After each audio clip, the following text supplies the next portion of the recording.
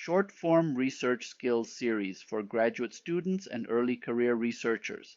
In each 4 to 5 minute episode, I walk through one concrete framework you can use right away, whether you're planning a thesis, auditing a literature review, designing a seminar, or crafting an elevator pitch. Let's get into today's framework.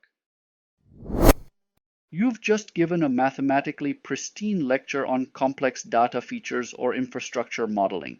You wrap up, look out at the room, and only 1 out of 10 people is still looking up. Most of your listeners are busy on their mobile devices. It's not because your data is bad, it's because you didn't manage the audience's attention clock. Today, we are breaking down how to modularize your long-form talks and deploy strategic presentation change-ups to keep your audience fully engaged from your introduction to your conclusion.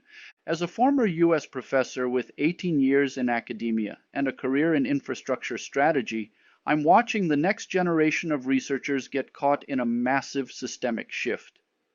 TA are performing poorly in seminars and public lectures, mainly because they design presentations as grueling, unidirectional slide dumps, oblivious to the fact that their audience mentally leaves the room long before the final slide.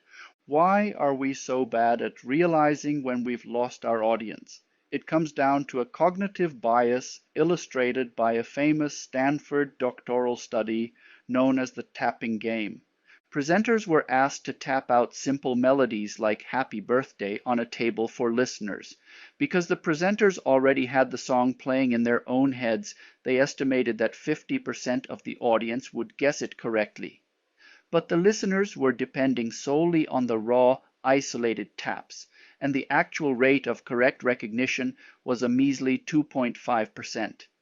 Our ideas always sound infinitely simpler and more compelling to us than they do to an audience who doesn't yet understand our work. If you lecture passively for 25 or 50 minutes straight, your audience hears disjointed taps instead of your broader scientific melody. To fix this, you must ruthlessly design your presentation around the 10 to 15 minute human attention clock. In a short 25-minute lecture or a standard 45-minute thesis defense, you cannot treat your talk as a single continuous stream of information. Instead, Padgett and Yoder recommend designing long presentations as a series of miniature lectures or modules. Each module must contain no more than 10 to 15 minutes of passive listening time. Once that window closes, you must deliberately break the pace of the lecture to restart the attention clock before your audience completely tunes out. So how do you successfully execute a change-up or diversion during a high-stakes talk? It isn't about telling random jokes. The ideal diversion is an interactive element that actively enhances understanding. Here are 3 practical ways to do it. First is through interactive problem solving. Pause your slide and ask the audience to solve a fast and simple problem based directly on something you just presented. Second trick is to take a quick live poll. Stop presenting and ask the room how many of them have encountered a similar situation or artifact in their own field. The third method is a peer-to-peer engagement. Ask the audience to turn to a neighbor and explain a core concept in their own words. Even if you are dealing with a pre-recorded or remote medium where face-to-face interaction is limited, you must still enforce these breaks.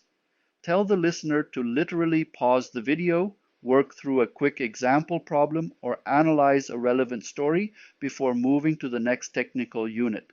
Remember, your job as a presenter is to do the heavy lifting of organizing and summarizing your material so your listeners don't have to strain to follow you. The easier you make it for your audience, be it your defense committee or your peers, to track your structure, the more value they will derive from your research. If you want to stop guessing your pacing and ensure your next long-form seminar, hit the link below to our store. Thanks for listening to SciResMethods. If you'd like the licensed PDF version of this framework, along with more research and presentation tools, you can find them at moonbow.lemonsqueezy.com. If this was helpful, consider sharing the episode with another grad student or colleague.